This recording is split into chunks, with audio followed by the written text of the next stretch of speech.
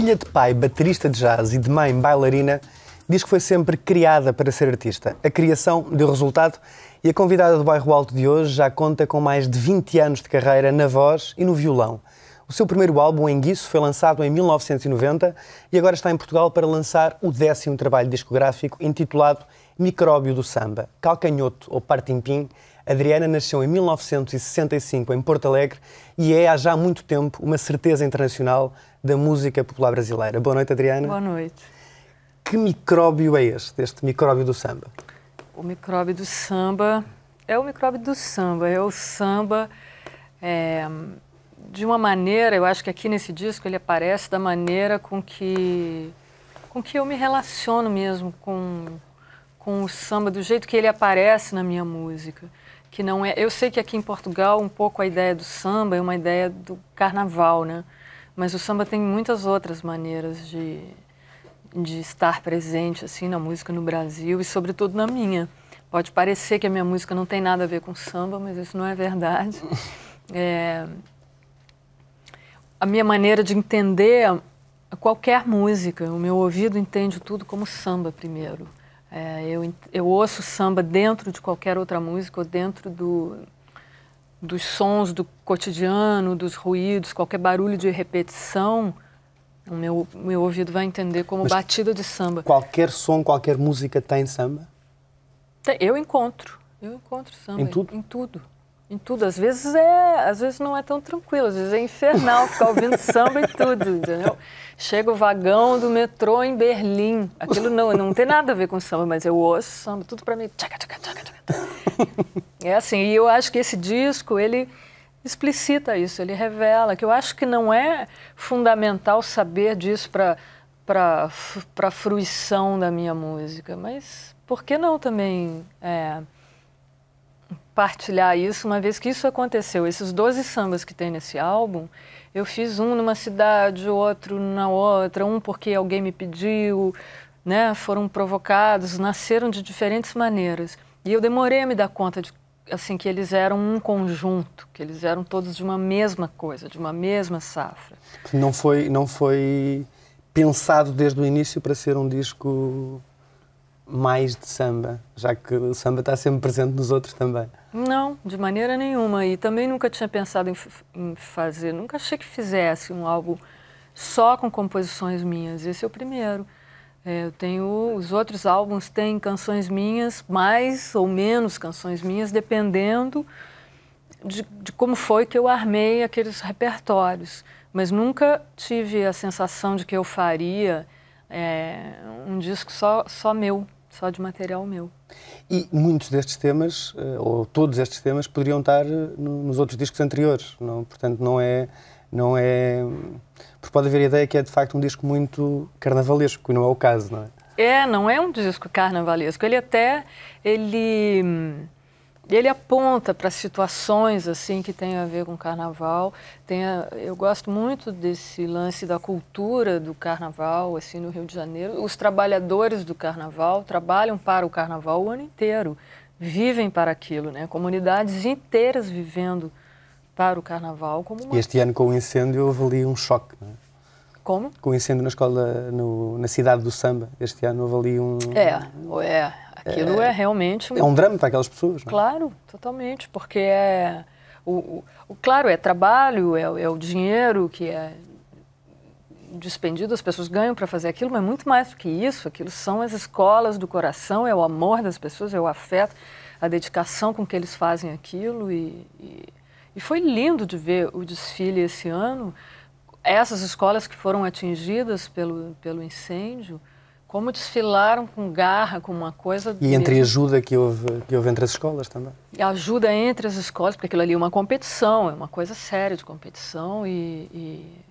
Mas quando acontece uma coisa como essa, a gente pode ver que o amor ao samba é uma coisa maior do que tudo. E esse amor ao samba, este micróbio, desde sempre fez parte da sua vida? Fez parte da minha vida, às vezes de maneira mais explícita, mais clara, às vezes menos. Às vezes eu estava mais musicalmente assim, interessada em outro tipo de coisa. Mas essa convivência, essa coisa de saber que eu ouço samba em tudo, era uma coisa antigamente que eu convivia com isso secretamente com isso. Mas, de repente, eu comecei a me dar mais e mais conta e a perceber que não é todo mundo que ouve assim, que isso não é uma coisa tão normal, tão óbvia, tão comum. E, de repente, comecei também a tirar partido disso, de certa forma, no exercício das minhas composições. E tem uma coisa interessante, o Moreno, a gente começou a fazer uns shows juntos, num projeto chamado Três, que somos eu, o Moreno Veloso e o Domênico Lancelotti, só nós três. E ali a gente canta canções uns dos outros, canções que a gente tem juntos, em parceria. Ele canta uma canção minha, cantamos nós dois, mas tocamos no violão, e é ele que puxa. Porque ele gosta de tocar assim, a canção Vambora, que é uma canção que no Brasil, por exemplo, ganhou um prêmio de melhor canção pop rock do ano. Ou seja, ninguém está falando samba, se pensa em samba. Ele puxa a canção no violão de um jeito, ele toca como se fosse um samba meio baiano, uma coisa assim. Ele não mexe em nada da melodia, ele não muda coisa nenhuma. Isso é o entendimento total, assim, da coisa que eu estou fazendo. Então, eu tenho a impressão que quando a gente descasca, assim, as camadas de arranjo, das coisas de timbre, das experiências que eu fiz, assim, timbrísticas, dos inputs que eu fui permitindo e desejando que os músicos fossem colocando no trabalho, nas gravações, quando você vai tirando, você vê que ali está o micróbio. Se não for samba especificamente, pelo menos o micróbio está ali. Então, o osso é samba? No osso é samba, e eu acho que esse disco é assim. Então, não é errado dizer que a maior parte dos compositores de samba são homens?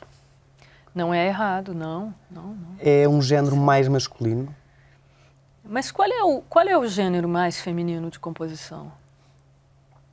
É difícil, né? Os homens compõem mais do que as mulheres. Por que será que isso acontece?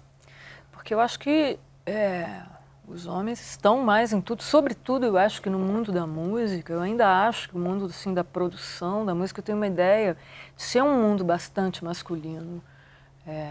Tem muito mais homens tocando nas orquestras do que mulheres. Tem mulheres, mas difícil uma orquestra, se não for uma coisa intencional, que tenha mais mulheres do que homens.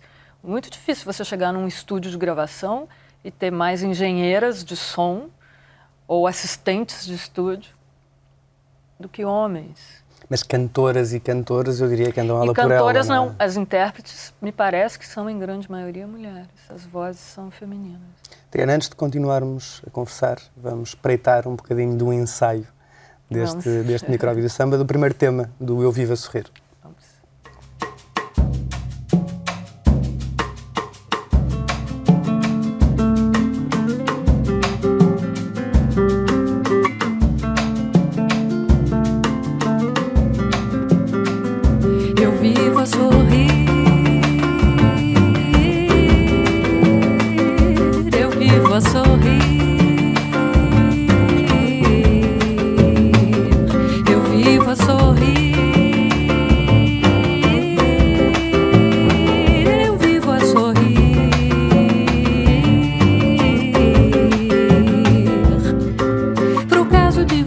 Virar a esquina e adentrar a livraria, pro caso de o acaso estar num bom dia, pro caso de o destino me haver reservado a alegria e o meu fado estar fadado a ser a sua sina. Eu vivo a sorrir,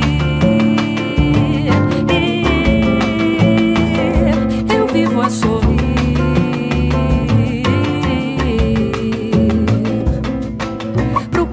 Você errar a vereda e acertar o elevador, pro caso de o acaso estar inspirado e emaranhar por capricho tempo e espaço, cruzando as nossas linhas soltas num laço.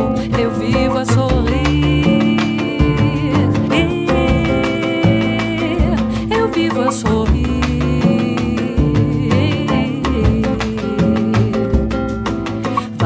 Se materializa o meu sonho dourado, vai que me espera com boas notícias o inesperado, vai que se materializa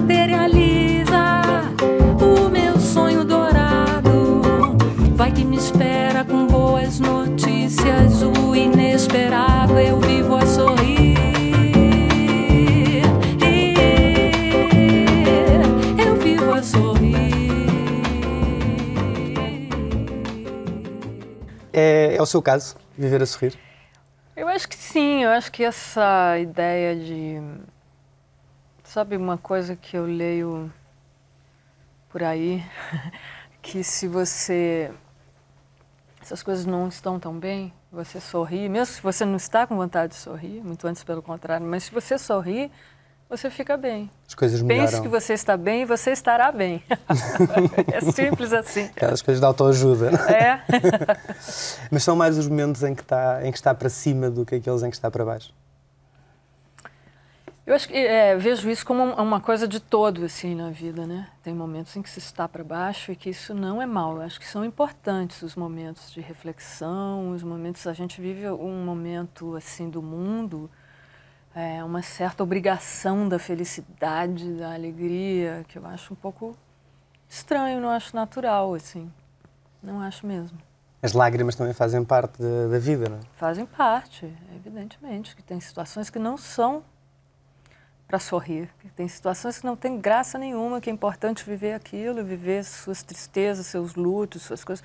Essa coisa da alegria sem dinâmica, da alegria constante, eu acho esquisito. Mas uma ideia de eu vivo a sorrir, porque essa canção Eu Vivo a Sorrir também conversa com um samba muito conhecido do Cartola, uma coisa emblemática da Mangueira, que é a sorrir eu pretendo levar a vida. Né? Ele propõe isso, é uma proposição do Cartola. E eu aqui estou brincando um pouquinho, né? Em vez de pretender, eu sorrio mesmo. É possível, é isso que esse samba está dizendo. E a música, não necessariamente esta música, mas a música em geral também é importante nesses dois géneros do momento, não é? Nos mais em baixo e nos mais em cima. Eu acho que a música nos acompanha nesses momentos. E também tem, quer dizer, nos acompanha no espírito que a gente estiver, mas acho que também nos ajuda. Tem momentos que você pode não estar tão bem e a situação não condiz com aquilo, você pode estar melhor e você põe uma música que te ajuda a mudar de E este Eu Vivo a Sorrir também é um bocadinho, pelo menos pode ser interpretado assim, que é eu vivo a sorrir, estou de olhos abertos para aquilo que a vida me trouxer e não vou deixar escapar as oportunidades. No fundo é um bocadinho isso. Não é? É isso. É exatamente isso. E já lhe aconteceu desses encontros imprevistos que mudam tudo? O tempo todo. Isso me acontece com as canções, sobretudo, né? Que eu me deparo com canções que eu não... Isso pode me acontecer o tempo todo. Eu me deparo com uma canção, eu não estou esperando, mas uma canção se atravessa no meu caminho e pode modificar a minha vida, os meus planos. Lembra-se de algum caso concreto desses? Lembro, por exemplo, do Fico Assim Sem Você, que é uma coisa que tocou na rádio, que eu não tinha ouvido, que eu não sabia o que era, que fiquei maluca e enquanto não descobri, não tirei a canção e não levei para o estúdio, não fiz um partimpim inteiro em volta daquela canção, não sosseguei. E houve um crítico em Portugal que disse que era uma música infantil, não era? E teve um crítico em Portugal exatamente que disse que era uma música infantil. Mas isso acabou por ser um bocadinho... E ele estava certo, ele não estava falando bem de nada, mas ele estava certo. Há músicas infantis, quer dizer, uma música dessas tem as duas vertentes, não é? É para miúdos e para graúdos. Eu tenho uma dificuldade de entender o que são os critérios, né, do negócio de música infantil, do jeito que isso vem sendo. É uma invenção dos adultos, né, a música infantil, não é uma invenção das crianças, o que se determinou chamar de música infantil. Eu, quando era criança, os discos que eu recebia como sendo música para criança, eu ouvia, me sentia totalmente subestimada. E acredito que as crianças até hoje se sintam assim, com determinado tipo de disco que elas recebem. E acho também que pensar que as crianças vão ouvir discos separadas, assim, do mundo, separadas dos adultos, ao invés dessa ideia de ouvir junto, que eu acho que é mais real na prática, né? Dentro do carro, as crianças não vão ouvir dentro do carro música sozinhas, elas não dirigem, os adultos em geral estão juntos. Claro que elas ouvem entre elas e tudo, mas eu não sei, e até no Partimpim a minha ideia não era fazer concertos desde o início, não por nada, mas é porque eu não me via fazendo concertos. Inclusive porque não existe esse circuito, né, de concertos para criança. Não existe muito isso, não. E a minha ideia era assim, fazer os álbuns, desde o início para mim não era fazer um único álbum, era poder abrir uma discografia paralela à minha discografia adulta. Mas era fazer um álbum, seguir fazendo minhas coisas, quando tivesse desejo, repertório, oportunidade, enfim. Fazer outro e seguir. Mas a pressão para fazer os concertos foi muito grande, e sobretudo das crianças, por isso que eu topei fazer. E eu teria perdido muito se eu tivesse insistido em não fazer. O quê? Teria perdido Porque o quê? naquela hora ali é que essa ideia de que todo mundo ouve junto, coisa da adultos e crianças, os avós, os bisavós, os tios, os adultos que não têm criança, mas que se sentem crianças. Tem esses também, que são crianças, mas não são mais, mas são, continuam sendo, ou não perdem essa coisa de viver o presente, de estar no presente, não perdem as melhores coisas, né, de ser criança, sem isso ser um resgate oligofrênico, não é isso, é uma coisa melhor do que isso. Então, estar ali no palco e assistir essa coisa, ver uma quantidade de olhinhos brilhando, vendo seu primeiro concerto da vida, é um negócio incrível, assim, me deu muita felicidade. E acho, pelo menos pelo que eu li, houve um momento partim-pim, chamemos-lhe assim, muito especial, num concerto em Portugal com as crianças em cima do palco, não foi? As crianças subiram em cima do palco várias vezes na turnê daqui de Portugal, mas a primeira vez que subiram, nos apavoraram, porque a gente pensou que eles iam, agora sim, eles vão destruir esse palco. E eles subiram, mas eles só queriam ficar um pouquinho mais perto da gente, sentadinhos, nos jogaram milhões daquelas, na época estavam usando aquelas pulseirinhas de borracha coloridas, o palco ficou coberto de pulseirinhas. Teve uma coisa muito bonita na turnê do Partim Pim 2 no Brasil, que foi um menino, guardei comigo, porque eu achei aquilo tão... Ele me deu no palco, ele estava no colo da mãe, uma criança de colo, ele me deu a chupeta. E eu pensei, não, ele não está me dando, isso caiu, porque não é possível, a criança não vai me dar uma chupeta. Ele me deu a chupeta e eu fiz um sinal, estava a minha parte solo de violão, fiz um sinal para a mãe, assim, tipo, ele deixou cair a chupeta. Ela disse, não, ele está te dando. Incrível, né? Eu achei aquilo. Eu vivi coisas muito, muito incríveis, assim, que eu não esperava. Na verdade, não esperava. Portanto, ainda bem que houve os concertos. Ainda bem que houve os concertos, Há diferenças entre a Calcanhoto e a Partim Pim? Há. Quais são essas diferenças? As diferenças é que a Partim Pim tem toda uma coisa do acúmulo que Calcanhoto não tem, né? O lado Calcanhoto lida com essencialização, com uma coisa minimal, com uma coisa, né? Com essencialização mesmo. E Partim Pim lida com acúmulo, ela carrega tudo que ela tem, ela guarda todos os bilhetinhos, as cartas, os brinquedos, e leva tudo isso com ela. Ela precisa daquela ambiência. Então, quando é Partim Pim, o trabalho, eu não posso fazer mais nada, não tenho energia, é uma demanda. Porque onde ela vai, ela tem que carregar aquelas coisas todas as guitarras, que são muitas, e cada guitarra tem a sua correia. E é um negócio incrível aquilo. Essa alteração entre personagens mexe com a sua vida mesmo? Mexe com a minha vida muda em função disso. Eu li que o trabalho que faz como a Adriana Partim Pim é um trabalho mais perverso. Mais perverso. Significa... Isso podia estar a declaração errada, mas foi o que eu li numa entrevista sua. Não, mais perverso não sei, porque talvez eu tenha dito que o mundo infantil é perverso. Talvez tenha dito isso numa entrevista no sentido de que o mundo infantil também não é só uma coisa, assim, as crianças são um pouco mais complexas do que talvez até o mundo publicitário faça crer, entendeu? Fica mais fácil que o mundo infantil seja uma coisa menos complexa, não sei, me dá essa impressão às vezes. Voltamos à questão de se sentir subestimada com a música que eu ouvia, não é? No fundo é um bocadinho a mesma coisa. É isso, porque também se tem uma ideia, você vai, as crianças é um pouco demais. Tive muito essa coisa assim no espetáculo, a gente tem essa noção vem uma horda de crianças no camarim, por exemplo, depois do concerto. Um está interessado na música, o outro ficou ligado nas roupas, o outro no cenário, o outro faz pergunta inteligente, o outro faz pergunta boba, o outro... As crianças é uma coisa... É o mesmo que dizer os adultos. Sente-se mais livre a compor para crianças? Eu não componho tanto para criança, eu componho pouco. Eu nem sei se fiz meia dúzia de canções. Embora o meu trabalho de intérprete, eu não possa dizer que não seja um trabalho de compositora de alguma forma, porque eu só consigo cantar como intérprete com uma sensação de apropriação daquela canção, como se ela fosse minha também, como se eu estivesse reescrevendo aquela música.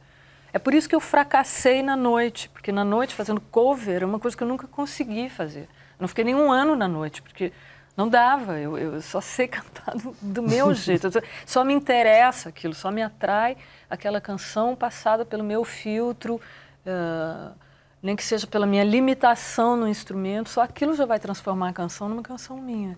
Mas esse filtro é mais permissivo no caso das crianças?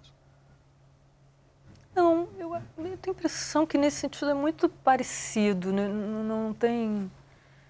Eu acho que é bem parecido, é muito próximo, assim, a coisa que me move, né, no sentido de querer a canção para mim, de querer para mim e me apropriar e mostrar aquilo para as pessoas.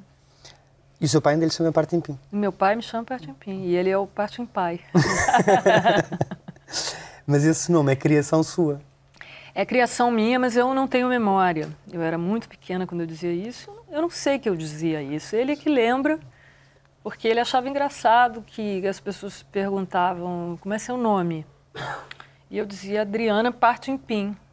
Não se sabe o que é isso. Não sei se, talvez, se dizer assim, Adriana Calcanhoto fosse uma coisa que... Meu pai também é calcanhoto, meu irmão também é, então aquilo talvez não me traduzisse. Eu não tenho ideia. Ele achava curioso, por isso que ele guardou. E ainda há algo de criança em si? É preciso exercitar, né? Tem que manter, mas claro que sim. Ah, sim. Consegue identificar esses momentos? Consigo muito. Agora eu tenho até esse tipo de organização na vida, né? Quando estou trabalhando Partim Pim, eu tenho uma liberdade, é o que se espera de mim, né? Então é muito bom. Mas quando era criança não queria ser criança? Quando era criança não queria ser criança, eu ficava esperando aquilo acabar logo, porque eu não queria que me dissessem o que era para fazer. A que horas tinha que fazer o quê? Aquilo eu achava insuportável. E depois? Tinham conversas que não eram de criança, tinham conversas só de adulto, tinha um horário só de adulto. Eu só queria aquilo que não era para mim, entendeu? Claro. Então que tipo de criança é que era? Era uma muito nariz empinado? Eu era uma criança cheia de opinião. Eu era uma criança que tinha opinião. Sobre tudo? Sobre tudo.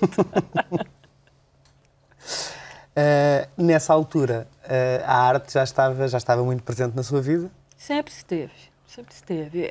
Meus pais, a minha casa, a minha tia, não só dentro de casa, eles sempre incentivaram a gente assim, a largar as nossas sensibilidades artísticas. Então, eu sempre pintei, desenhei, fiz balé, toquei instrumentos, fiz esportes. Eram coisas também... Dentro dessa ideia dos desenvolvimentos da sensibilidade artística, tinha também uma coisa que eles prezavam muito dentro dessas coisas, das linguagens, que era a disciplina, o sentido do outro, umas coisas importantes assim que eles nos formaram, nos ensinaram através dessas. É por isso que diz que foi sempre criada para ser artista. Nós fomos criados para ser artistas, eu e meu irmão. Mas, quando eu, com 18 anos, falei, estou saindo de casa para cantar na noite, ninguém achou a menor graça. Hoje, eu compreendo melhor, né, que ter uma filha com 18 anos que está saindo de casa para tocar na noite, não é, mesmo você sendo um artista, não é isso que você quer para sua filha. Ficou todo mundo horrorizado. Largar o colégio para ir cantar na noite não é uma coisa que ninguém quer para sua filha. Mas depois de quase um ano que eu fiquei na noite ali, fracassei na noite porque eu não sei fazer cover, Ou seja, isso é uma brincadeira, mas eu vi que não era aquilo ali, exatamente. Mas era a música, de certeza. Era música, e foi muito importante conviver com pessoas ali que eram profissionais daquilo, que aquele era o mundo deles, faziam seriamente aquilo. Foi importante, foi uma experiência incrível. Eu fiquei 1 ano na noite, mas é como se tivesse ficado 10. É uma escola incrível, aprendi muito, muito mesmo, assim. Mas decidi adiante procurar mais a minha turma, ver o que eu queria fazer. E aí, nessa hora, eles me deram muito apoio. A partir daí, passaram a me apoiar muito. Viram que era realmente... Não era uma aventura, uma coisa, né, maluca, assim, largar o colégio e sair... Mas, voltando ainda um bocadinho atrás, o que é que significa mesmo isso de ser criada para ser criança? Sentia muito uma pressão nesse sentido? Não, uma pressão não, mas eu tinha uma certa, assim, como é que eu vou dizer isso? Uma certa exigência ali, eles, sabe, um nível de exigência em relação às coisas, a olhar para as coisas de uma maneira, assim, não olhar descuidadamente uma coisa, nem fazer julgamentos descuidados ao respeito de um trabalho, por exemplo. Né? Quando você olha uma pintura, quando você olha uma tela, você é uma coisa muito bacana, assim, muito interessante. Agora, também isso, dentro disso, tem vamos dizer, os temperamentos deles, né? Eu me lembro dessa coisa, essa história que eu conto sempre, que eu ouvia muita música com eles, a música deles, que eles ouviam de noite, os discos que meu pai comprava, na grande maioria de música instrumental, tanto por causa da minha mãe ligada à dança, que ouvia música instrumental para coreografar, e o meu pai que ouvia música instrumental, que é músico, e gostava de jazz, e ouvia rock progressivo numa época, não me pergunte por quê, mas por curiosidade, na verdade. Mas o meu pai tinha uma coisa, e tem até hoje, de que isso é música. E abaixo disso nem música chega a ser. Eu não tenho isso, eu sou diferente dele nisso. Então, nessas coisas eu sentia um pouquinho... Como é que ele olha para a sua música? Hoje melhor. As questões... Porque tem um negócio da minha música que eu digo que tem uma coisa similar ao caso do John Cage, por exemplo. Que é uma música sem harmonia, né? Eu não lido também com harmonia. Eu lido com ritmo, melodia e letra. E o John Cage foi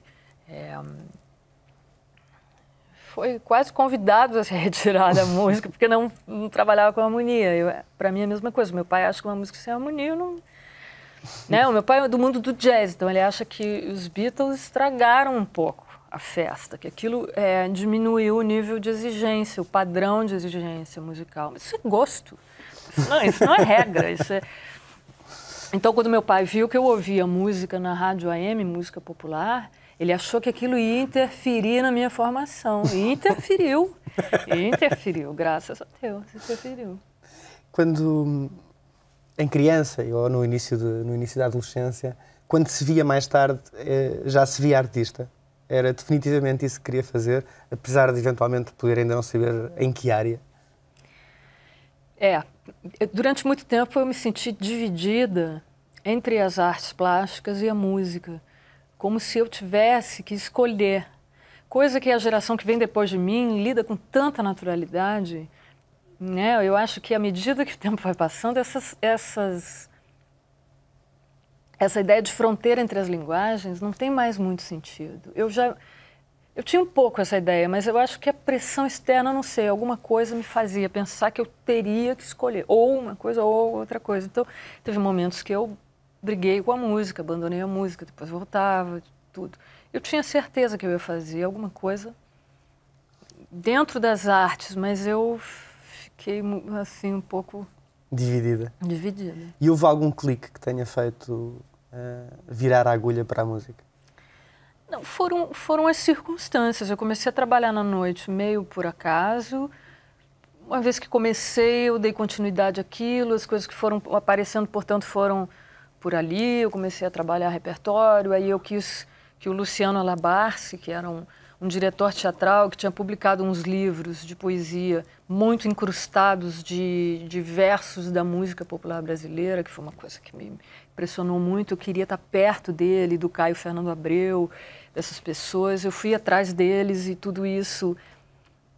Quer dizer, consegui chegar perto deles, só conseguiria chegar perto deles via música, nunca via artes plásticas. Portanto, foi um bocadinho uma passagem para esse mundo. É. E o Enguiço, o primeiro álbum, é de 1990. É. Quando é que abandona a noite? Abandonei a noite, eu comecei em 84, 85. E esses 5 anos foram os 5 anos a tentar encontrar a sua voz e aquilo que queria fazer dentro da música? Nesses 5 anos, eu comecei a montar esses espetáculos em Porto Alegre, que eram, então, já que não eram à noite, não tinha nada a ver com aquilo, eram com o Luciano Labarce, e eram espetáculos híbridos entre teatro e música, e eram performances loucas, e a gente arriscava muito e fazia loucuras, e fazia performances assim...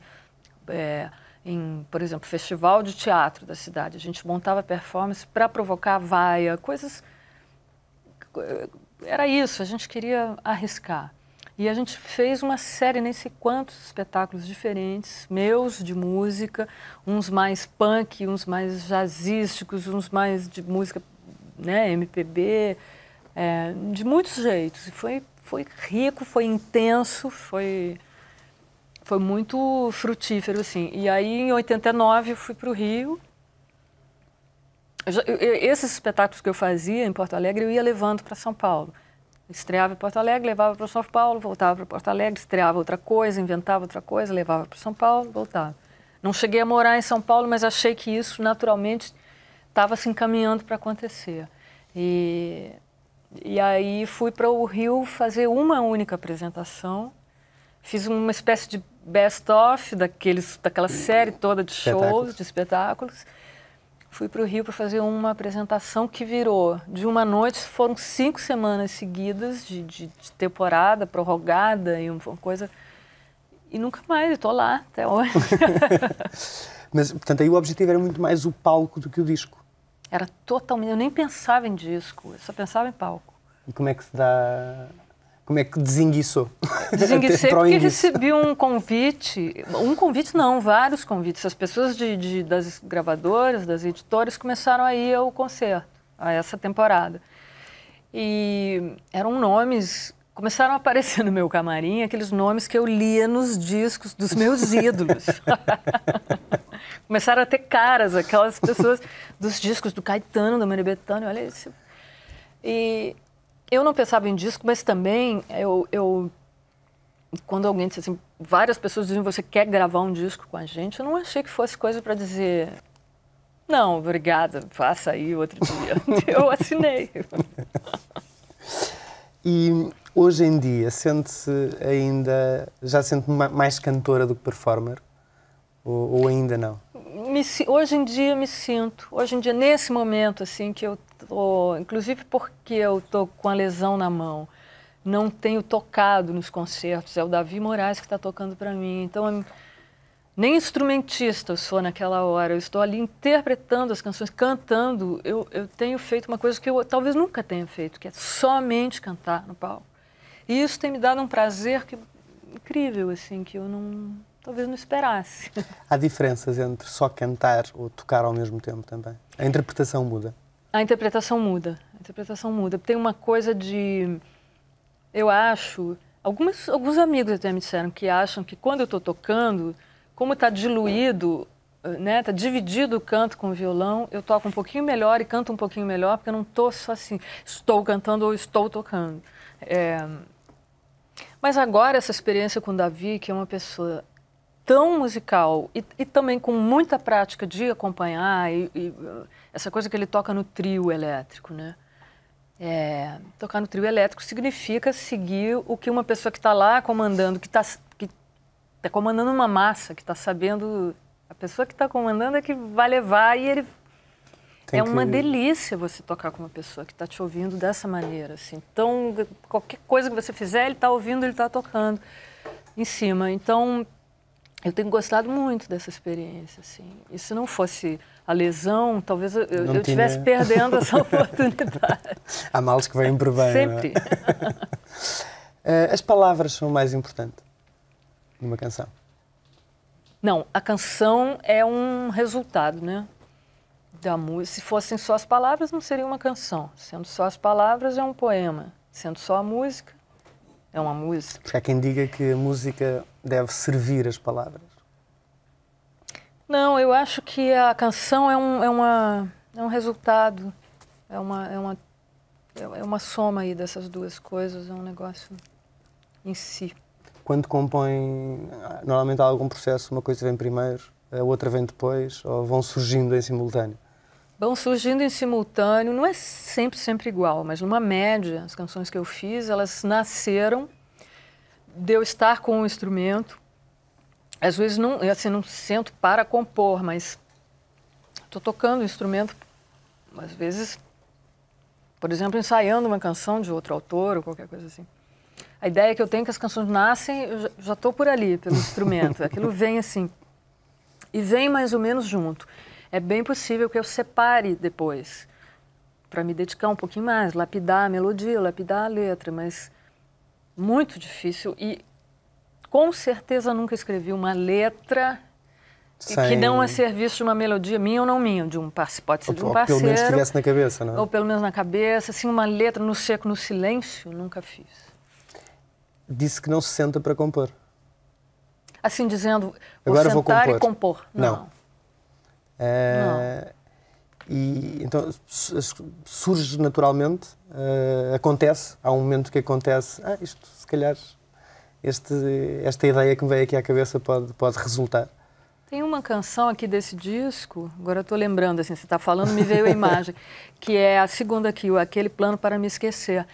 Eu estava fazendo um concerto de voz e violão em Curitiba, lá no Brasil, então e Curitiba é uma cidade fria, era frio, o camarim era gelado, um camarim enorme, assim, e eu comecei a tocar para aquecer a mão, tocar.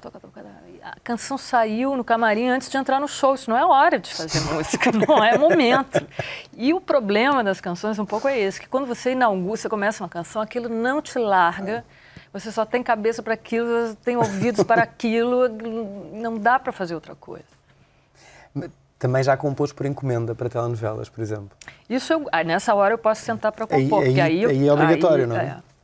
Aí é uma coisa que motiva, é um negócio que instiga, porque você me pede uma canção, eu vou dizer que sim, eu nunca vou dizer não vou te atender. Pode ser que eu não consiga, é outra coisa. Mas eu quero atender, então... Mas pode dar-se o caso de não querer, ou não?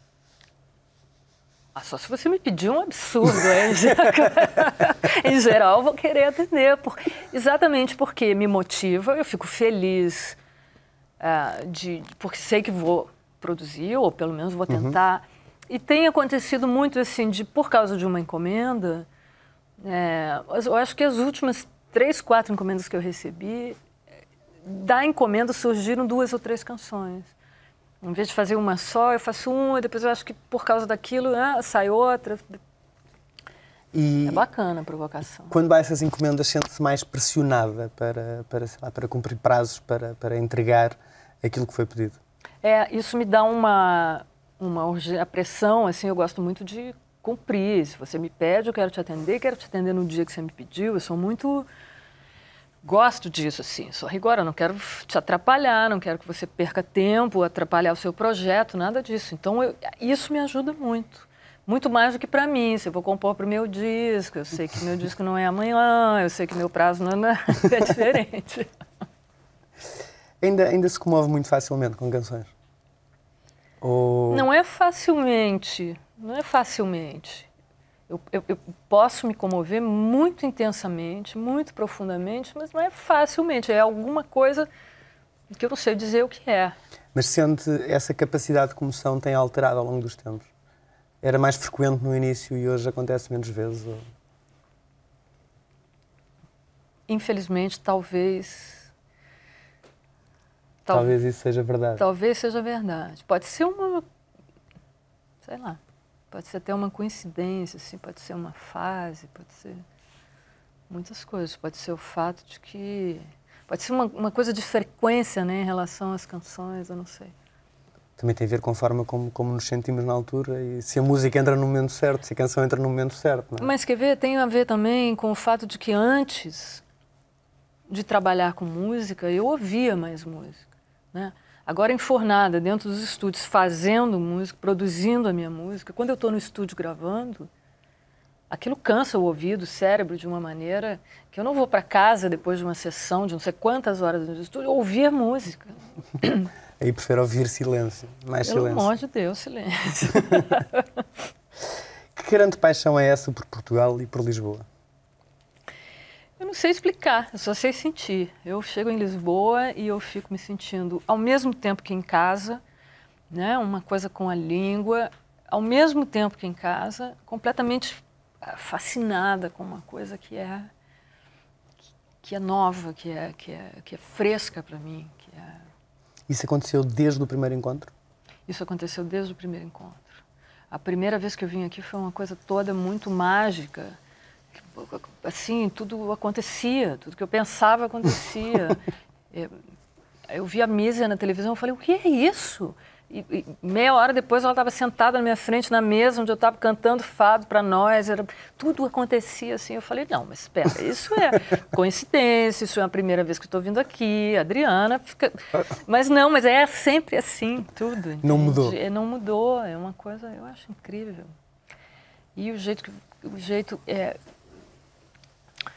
a língua, é o som da língua. Eu não acho que a gente fala a mesma língua, não. Nós falamos duas línguas, né? E essa de vocês é incrível.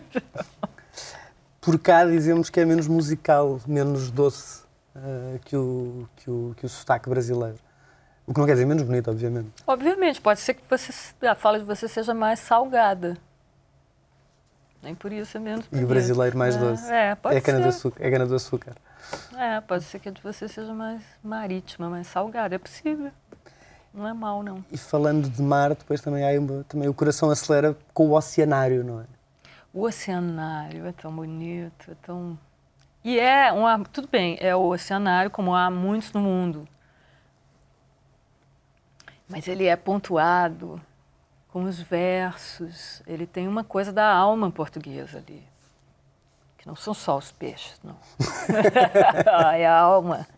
E aí também mexe com uma relação próxima que tem com o mar, não é? Mexe com essa relação próxima do mar, né? Porque tem o mar físico, que são ali os peixes, que você está ali naquele vidro, que o seu predador enfia o focinho na sua cara. Isso é uma coisa que o seu cérebro não está preparado. Né? Você fica assim, que isso? Esse tubarão está... Eu estou olho a olho com o tubarão, isso não... Tem um negócio ali que acontece, muito interessante, de ver os bichos e tudo.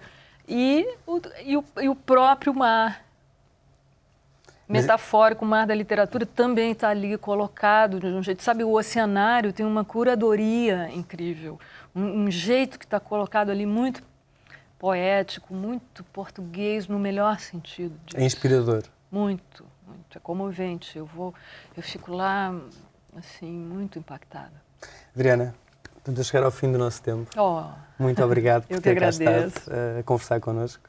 Até à próxima. Até à próxima. E nós também marcamos encontro para a próxima semana, aqui à mesma hora, para mais uma noitada de conversa. Até lá.